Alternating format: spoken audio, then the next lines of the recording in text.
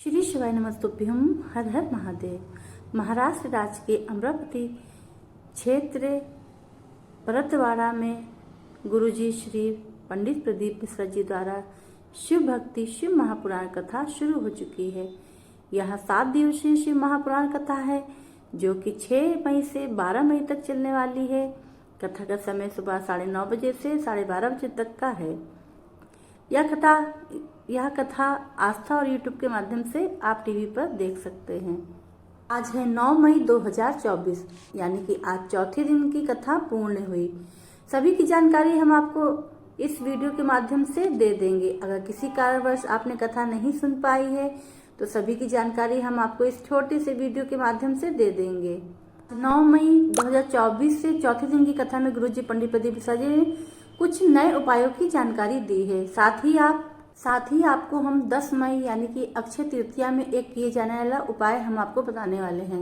आज गुरुजी ने कथा के दौरान जीवन में कष्टों को दूर करने वाला एक बिल्कुल नया उपाय बताया है।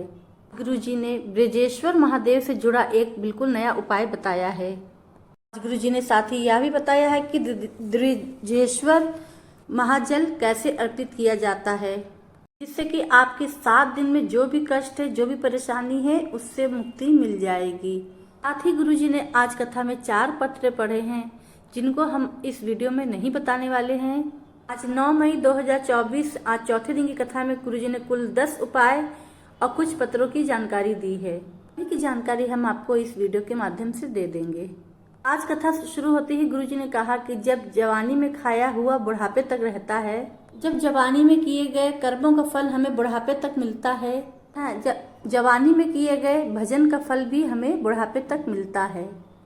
इसीलिए गुरुजी ने सभी से भगवान की पूजन और भक्ति करने को कहा है। बढ़ते कथा की आज की पहली विशेष जानकारी की ओर। गुरुजी ने कहा कि जब हम कोई नियम बनाते हैं कि मैं 5 कथा पंडाल में बैठकर कथा सुनूंगी या सुनूंगा, या फिर 12 ज्योतिर्लिंग में से किसी भी एक ज्योतिर्लिंग का दर्शन करूंगी या करूंगा, या फिर किसी भी धरा में बैठकर कथा का श्रवण करूंगा या करूंगी, या फिर 12 ज्योतिर्लिंग की किसी भी धरा में बैठकर कथा का श्रवण करूंगी या करूंगा।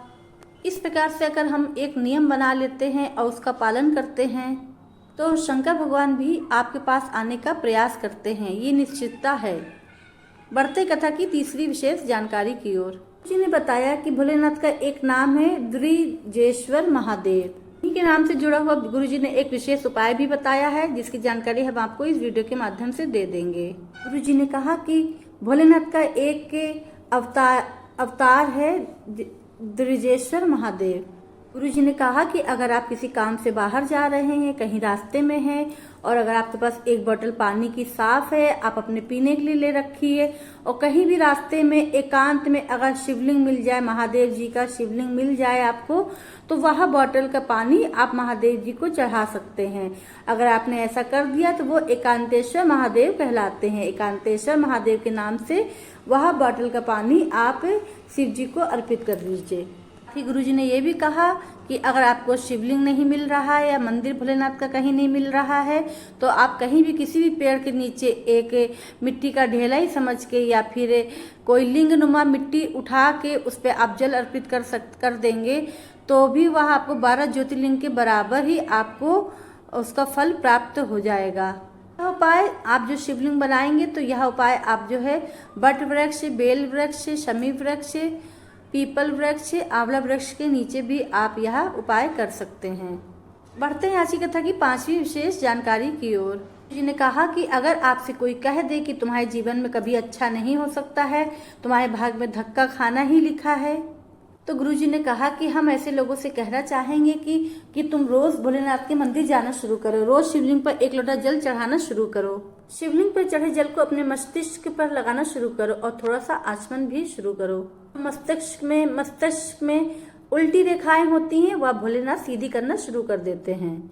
बढ़ते कथा की आज की 5वीं विशेष जानकारी की ओर। अगर भाग्य में सीधी सुख की रेखाएं नहीं है तो भोलेनाथ के जल को मस्तिष्क में लगाने से वह भी सीधी हो जाती हैं। मतलब सुख की रेखाएं भी बनना शुरू हो जाती हैं। बढ़ते कथा की 5वीं विशेष जानकारी की ओर। और भोलेनाथ जीवन में सुख प्रदान करते हैं, या मेरा विश्वास है। नौकरी लग रही है, ना व्यापार चल रहा है, किसी ने कह दिया ये टोना कर दिया है, किसी ने जादू कर दिया है, या किसी ने बांध दिया है। इस पर गुरुजी ने कहा कि भूत आदिपति महाकाल हैं। अगर शिवलिंग पर चढ़ा जल अपने घर पे, अपनी दुकान पर छिड़क देते हैं तो किसी में इतना बल नहीं है, किसी में इतना ताकत नहीं है कि वह घर और दुकान को कहीं भी बांध दे या जादू कर दे या टोना कर दे। आपको ऐसा लग रहा है कि आपकी दुकान नहीं चल रही या आपको नौकरी नहीं लग रही, तो आप शिवलिंग पर चढ़ा जल को अपनी दुकान पर, अपने घर पर छिड़काव करें। आप देखिएगा आपका काम बनने लगेगा। बढ़ते कथा की आज की 6वीं विशेष जानकारी की ओर। गुरुजी ने काफी सुंदर और एक नई लाइन बोलते हुए सभी को बताया कि हे शिव, इन निगाहों में वो तासीर हो जाए, सर जिसमें भी डालूं वह तेरी तस्वीर हो जाए। काफी सुंदर लाइन आज की कथा में गुरुजी ने कही है, और यह लाइन आपको कैसी लगी कमेंट बॉक्स में जरूर आप जो है टाइप करके बता सकते हैं।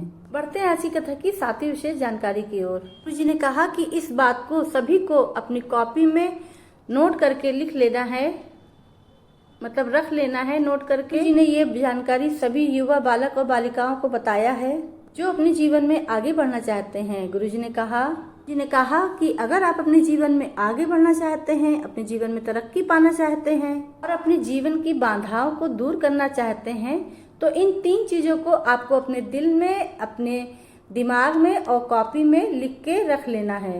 अब 3 चीजें कौन सी हैं जिसे अपने जीवन में आपको अपनाना है, तो जानिए। पहली चीज है सब्र।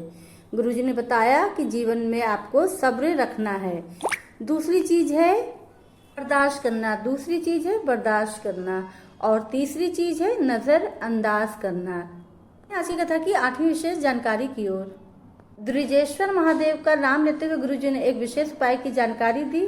कथा से पहले और आज से पहले कभी भी गुरुजी ने इस बात की जानकारी नहीं दी थी। अब आप पहले यह समझ लीजिए कि यह उपाय किसे करना है और कैसे करना है। गुरुजी ने कहा कि आपको द्विजेश्वर महादेव के नाम से 1 लोटा जल शिवलिंग पर अर्पित करना है, और यह 7 दिन तक अगर आपने अर्पित कर दिया, आपके जीवन में जितना बड़ा भी दुख है, परेशानी है, कष्ट है, वह दूर हो जाएगा। यह उपाय बिल्कुल नया और बिल्कुल अचूक उपाय आप ऐसा करते हैं, यानी कि द्विजेश्वर महादेव के नाम से 7 दिन आप जल चढ़ाते हैं शिवलिंग पर, तो गुरुजी ने कहा कि आपके जीवन में जितना भी बड़ा कष्ट होगा, जितने भी दुख होंगे, सारी आपकी दुख, चिंताएं, कष्ट दूर हो जाएंगे और आपके जीवन में कभी भी परेशानी नहीं रहेगी और आपको आगे खुशियां ही खुशियां नसीब होंगी। आपके जीवन से कष्ट दूर हो जाएगा और आपको जीवन में सफलता ही सफलता देखने को मिलेगी। पर यह उपाय करने के लिए आप गुरुजी ने एक विशेष तरीके से जल चढ़ाने को शिवलिंग पर कहा है। करना क्या है, आपको 1 लोटा जल लेना है और दक्षिण दिशा की तरफ आपको बैठना है, यानी कि आप किसी भी दिशा की तरफ बैठना है, लेकिन जल को ठीक तरह से समझ लीजिए किस तरह से अर्पित करना है। आपको जो है दक्षिण दिशा की तरफ बैठना है और जल को आपको जहाँ से जलधारी से जल नीचे जो गिरता है, नीचे की तरफ जो बहता है, तो आपको वहां से जल आपको एक धार बनाते हुए, यानी कि अशोक सुंदरी के नीचे की तरफ जो स्थान है, तो वहां से आपको जल बहाते हुए आपको लाना है और गोल गोल जलाधारी पर आपको करते हुए फिर आपको अशोक सुंदरी के नीचे स्थान की तरफ ले जाना, जहां से जल नीचे की ओर गिरता है। फिर वहां से लाना, जहां आप बैठे हुए हैं वहां आप ला के अपनी ओर लाते हुए गोल गोल माता की जो हस्त कमल है, कटी भाग है, वहां से लाते हुए आपको शिवलिंग पर पूरा जल आपको समर्पित कर देना है। द्विजेश्वर महादेव के नाम से जल चढ़ाने के एक जो है एक क्रम से आपको जल चढ़ाना है। जिस तरह से जल चढ़ाते आए हैं उस तरह से जल नहीं चढ़ाना है, ये एक अलग तरीके से जल चढ़ाना है। तो आप ठीक से समझ लीजिए, और अगर आपको नहीं समझ में आता है तो कल आपको इसका वीडियो मिल जाएगा, यानी कि शॉर्ट्स वीडियो में आपको यह जानकारी मिल जाएगी कि द्विजेश्वर महादेव के नाम से शिवलिंग पर किस प्रकार से जल चढ़ाना है। कथा की 10वीं विशेष जानकारी की हो। कल है 10 मई, यानी कि अक्षय तृतीया का दिन। इन्हें सभी से अक्षय तृतीया के दिन एक विशेष उपाय करने को कहा है। अक्षय तृतीया के दिन गुरुजी ने सभी से सत्तू का दान करने को कहा है। मार्केट से सत्तू ला सकते हैं, खरीद के सत्तू ला सकते हैं और वहाँ उसे किसी गरीब को, किसी जरूरतमंद को या फिर मंदिर में जाके पंडित या पुजारी को दे सकते हैं, या फिर आप अपने घर में आए हुए मेहमानों को भी सत्तू खिला सकते हैं। आपको एक बात ध्यान रखना है कि अक्षय तृतीया के दिन आपको सत्तू का दान अवश्य करना है। कि अक्षय तृतीया के दिन आप दान करिए, जरूरतमंद को दान करिए, पंडित को दान करिए और घर में आप स्वयं भी खाइए और अपने परिवार के हर सदस्य को भी खाना चाहिए। गुरुजी ने कहा कि अगर आप अक्षय तृतीया के दिन ये सत्तू का उपाय कर लेते हैं तो आपके घर में कभी भी पूरे साल भर कभी भी धन धान्य की कभी भी कोई कमी नहीं रहती है, घर में भंडार भरे रहते हैं। तो 10 मई दिन काफी विशेष है, विशेष तिथि है, अक्षय तृतीया की तिथि है, तो इस दिन आपको सत्तू का दान अवश्य करना है। करते हैं अगली जानकारी को। गुरु जी की अगली शिव महापुराण कथा का नाम है गौरी शंकर शिव महापुराण कथा। कथा 16 मई से 22 मई दोपहर से 2 बजे से 5 बजे तक होने वाली है। कथा आस्था और YouTube के माध्यम से टीवी पर देखी जा सकती है। स्थल अगर आप जानना चाहते हैं तो वह इस प्रकार है। स्थल का एड्रेस इस प्रकार है: वृद्धि विहार, भरता चौक, राजीव रोड, गुरु, छत्तीसगढ़। अगर इस वीडियो में जानकारी अभी भी आपको कुछ समझ में नहीं आई है तो आप जो है कमेंट द्वारा पूछ सकते हैं। और जरा भी उपयोगी लगी हो, आप कथा अच्छी लगी हो तो प्लीज लाइक करिएगा, कमेंट करिएगा और श्री श्री नमस्तुभ्यम या हर हर महादेव जरूर टाइप करें। मिलते हैं अगली जानकारी के साथ, नए उपाय के साथ, नई जानकारी के साथ अगली कथा में। तब तक श्री श्री नमस्तुभ्यम, हर हर महादेव।